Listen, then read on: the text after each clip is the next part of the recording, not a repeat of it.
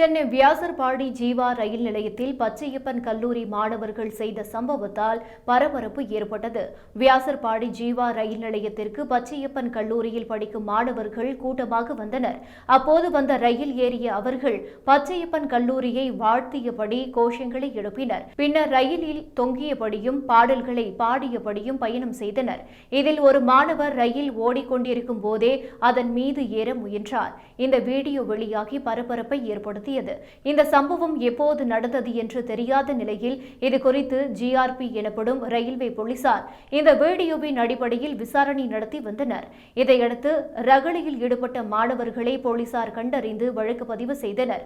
சென்னையில் மாணவர் குழுக்களுக்கு இடையே ஏற்பட்ட மோதல், ரயில்வே போலீசாரால் பதியப்பட்ட வழக்குகள் பற்றிய தகவல் குறித்து சென்னை உயர்நீதிமன்றம் கேள்வி எழுப்பி 2 நாட்கள் கூட ஆகாத நிலையில் மாணவர்களின் இந்த செயல் அதிர்ச்சியை ஏற்படுத்தியுள்ளது. திரும்ப